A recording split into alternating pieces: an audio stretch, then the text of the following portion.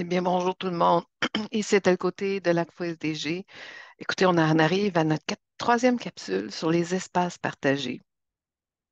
Et dans le cadre des Pop-up Labs sur l'innovation sociale, donc organisés par la FOSDG, financés par le gouvernement du Canada. S'il y a des thématiques qui sont sur cette diapo qui vous intéressent, on vous invite à visiter notre chaîne YouTube, la chaîne YouTube de la FOSDG, pour les voir. Puis il y a aussi plein d'autres webinaires sur différentes thématiques qui sauront sans doute vous intéresser. Aujourd'hui, on va parler des espaces partagés, bénéfices de la cohabitation pour des organismes. De quoi parle-t-on? Bien, il y a quelqu'un qui me disait qu'il faut savoir d'où on vient pour se positionner sur où on est présentement et où on s'en va. Donc, partageons un petit peu la petite histoire des espaces partagés, souvent appelés aussi coworking. On pense souvent là, que ces espaces-là, très novateurs, d'être une gang de monde de différents projets dans le même lieu, ça aurait été créé comme à Silicon Valley, puis ça serait des geeks, puis des hipsters qui auraient créé ça. Vraiment, on fait fausse route, hein. Il y a des gens de tous les âges, de tous les secteurs d'activité qui se retrouvent dans ces espaces partagés aujourd'hui. C'est une histoire qui remonte, par exemple, à plusieurs siècles. C'est pas une affaire qui s'est créée dans les 20 dernières années. Cette logique-là, de créer des espaces partagés, c'est vraiment une logique pour différentes raisons qui a existé à travers le temps. Ça l'a vu jour dans le temps de la Renaissance italienne.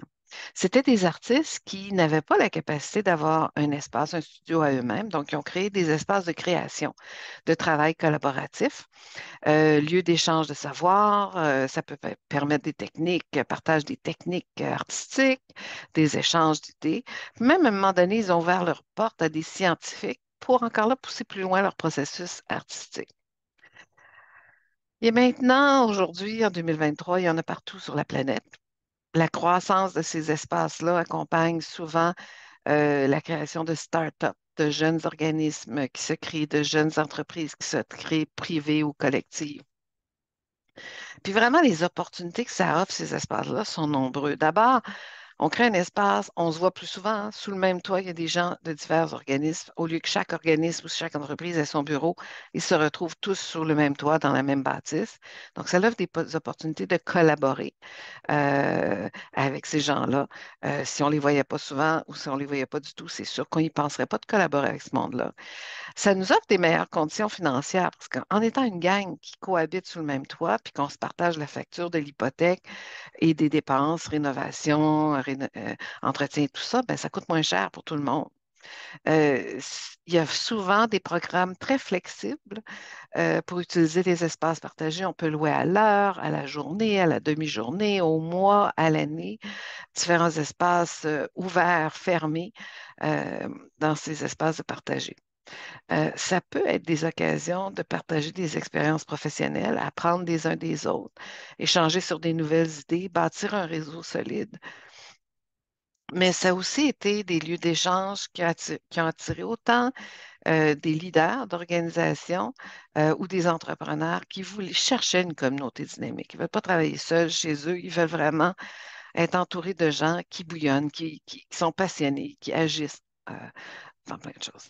Ceci dit, la première qui aurait été créée, qui ressemble le plus aux espaces partagés que l'on connaît aujourd'hui, c'est Seabase. Ça a été créé à Berlin. On dit que c'est l'espace mère de tous les hackerspace. Ça aurait été créé en 1995. Sans porter la dénomination de coworking, Seabase est un laboratoire d'idées pour les génies informatiques de cette époque-là. Mais c'est un lieu d'échange, de collaboration, de réseautage, de formation. Puis comme un prototype, hein.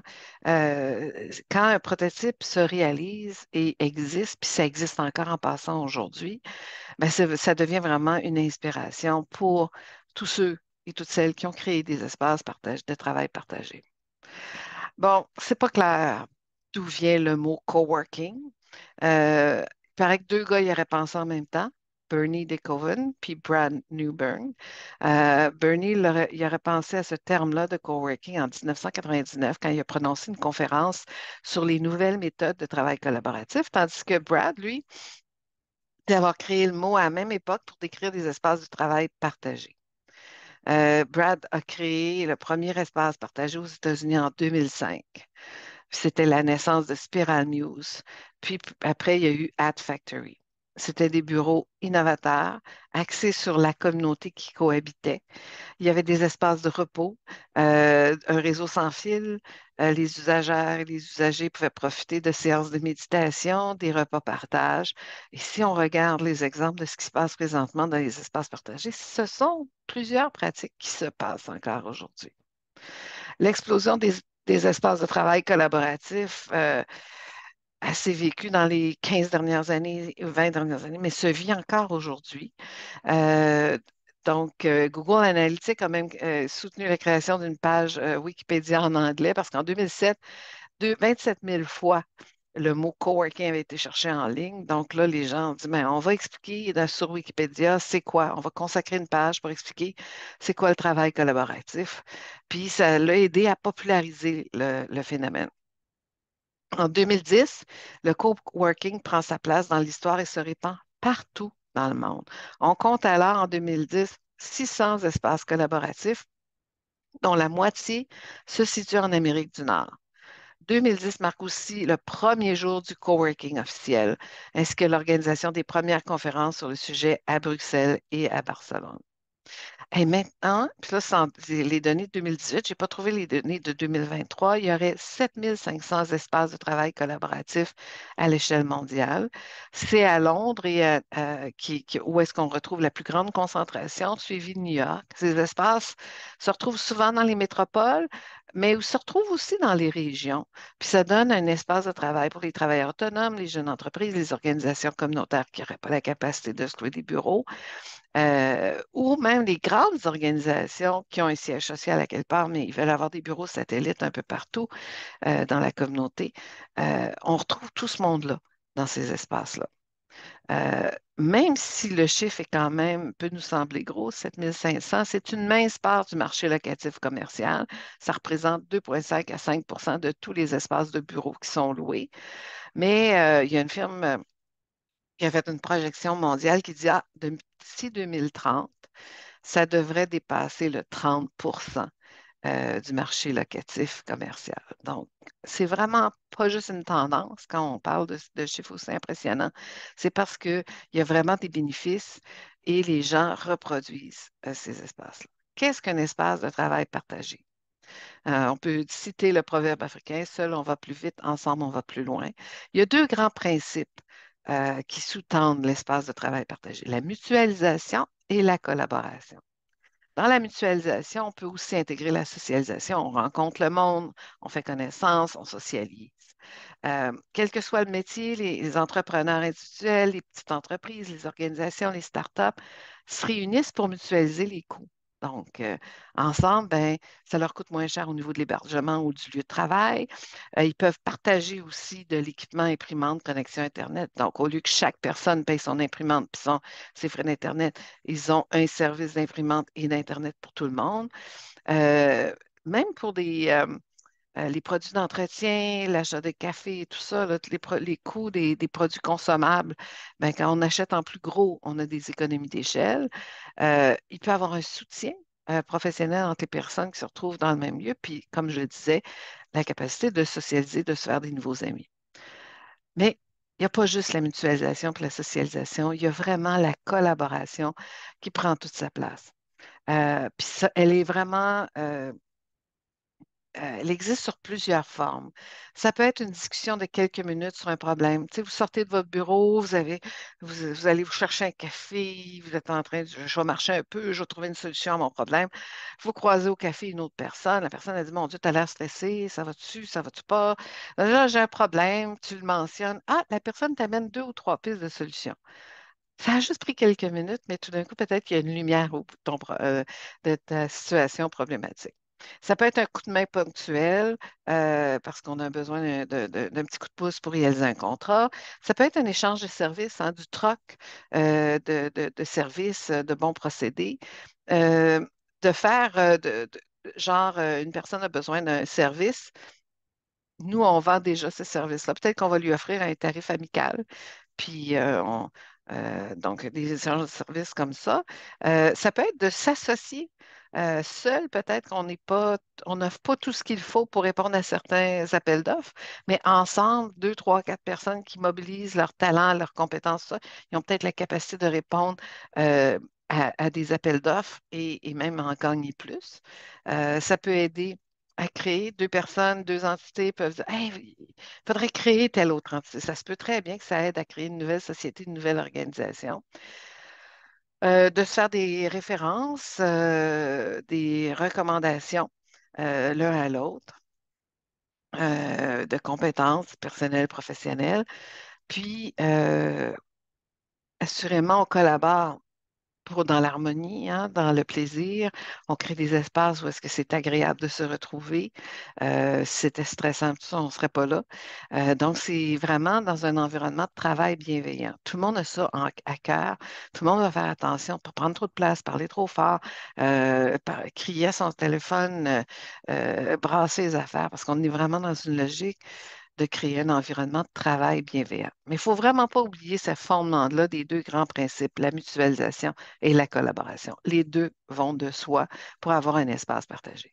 Si on comparait les différents espaces de travail, c'est sûr qu'on peut faire du télétravail à la maison. Ben, si on a des enfants, ben, ils vont être là eux autres aussi s'ils ne sont pas au service de garde ou à l'école. C'est vrai qu'on peut être confortable. On sort du bureau, puis on va peut-être aller faire quelques corvées de ménage, puis nettoyage, partir une brassée de lavage. Oui, ça peut être très chaleureux. On peut se donner des routines. Ça peut être très convivial, mais on est seul. Pour certaines personnes, c'est très difficile de se donner une routine de travail quand on est seul dans le milieu de travail. Ils ont besoin de l'énergie des autres autour d'eux. On est dans un contexte familier et des distractions parce qu'on est entouré de choses. Ah, tiens, je pourrais déplacer tes choses. Ah, tiens, je pourrais monter tes choses. Ah, tiens.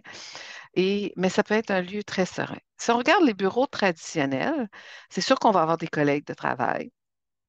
Des fois, même on est dans un espace ouvert, donc on se voit, on va vivre, la socialisation va se vivre. Souvent, il y a beaucoup de stress dans les bureaux traditionnels, le souci de la production, le souci des livrables et tout ça. Là. Tu sais, oui, la machine à café peut être un lieu de rencontre. Il peut y avoir une certaine froideur, les personnes qui ne sont pas capables de sentir les autres personnes ou les départements qui sont en compétition. On est dans une logique assez bureaucratique, fonctionnelle. Il pourrait même avoir de la concurrence entre les départements. L'Internet, par exemple, il est très performant. Normalement, dans les bureaux traditionnels, on essaie vraiment de pas mettre d'avoir un Internet vraiment qui permet à tout le monde de travailler full pin. Ça peut être impersonnel, ergonomique. Habituellement, on essaie d'équiper le personnel avec des bons outils de travail. Il va y avoir des normes hein, du cadre du travail à respecter pour s'assurer que tout va bien. Puis, ce sont des milieux professionnels.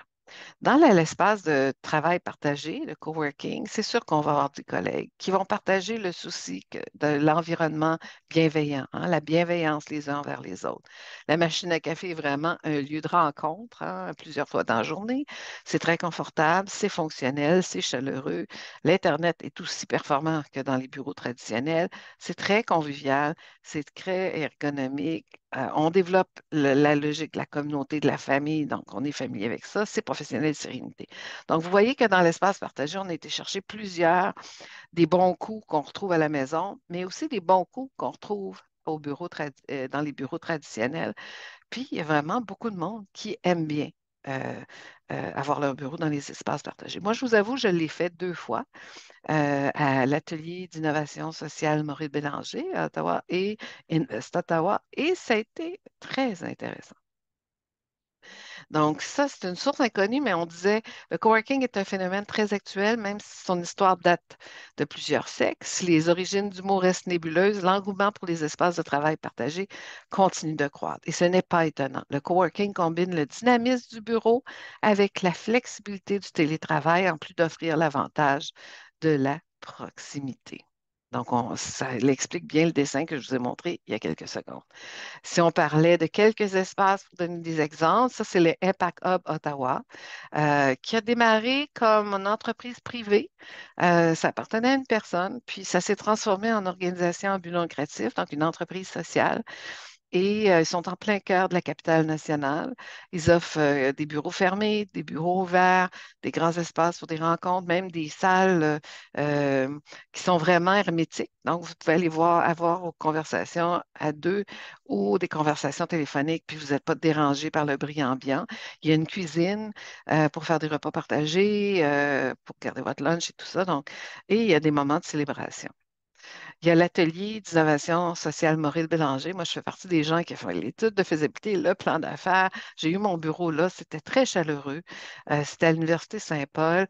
C'est un hub qui se veut, oui, un espace partagé, mais un espace qui tisse des liens entre les étudiants qui vont à l'Université Saint-Paul, mais aussi la communauté environnante qui se cherche un espace pour avoir des réunions, pour rencontrer du monde, pour socialiser, mais aussi collaborer pour changer le monde. Donc, c'est vraiment un espace que je vous invite, si vous êtes dans la région d'Ottawa, Impacob ou Atelier d'innovation sociale, allez les visiter, ça pourrait vous inspirer. À Toronto, on a le Conseil de la coopération de l'Ontario qui ont créé Espace des Jardins. On peut réserver cet espace-là si on va à Toronto et ça nous permet vraiment, encore là, d'avoir accès à un bureau à prix abordable pour quelques heures, quelques jours. Et il y a le CSI Network, le Center for Social Innovation, qui a été souvent la source d'inspiration de plusieurs personnes en Ontario qui ont créé des espaces partagés. La logique des espaces partagés en Ontario français a pris d'autres formes. Plusieurs centres culturels ont sous le même toit plusieurs organisations qui cohabitent ensemble. Il y a des lieux de théâtre, comme exemple la Place des Arts de Sudbury, où est-ce que plusieurs organismes encore là cohabitent sous le même toit de différents secteurs d'activité et ça amène un dynamisme au centre-ville de Sudbury. Donc, les lieux d'espace partagé, des fois, sont très campés sur des thématiques, des fois, c'est très éclaté. Il y a du monde de tout secteur d'activité. Et c'est vraiment, il y a beaucoup d'avantages à en créer. Et comme on a pu voir, il y a beaucoup d'avantages si on le compare au télétravail, au bureau traditionnel. Ça va chercher le meilleur des deux mondes. Donc, et ça peut créer des espaces dans une communauté s'il y avait plein d'organismes qui n'ont pas d'espace, s'il y a des jeunes entrepreneurs qui n'ont pas la capacité de se louer un bureau professionnel, si, ben, de créer un espace partagé peut devenir une belle solution en espérant que cette capsule sur les espaces partagés, une forme d'innovation sociale, saura vous inspirer.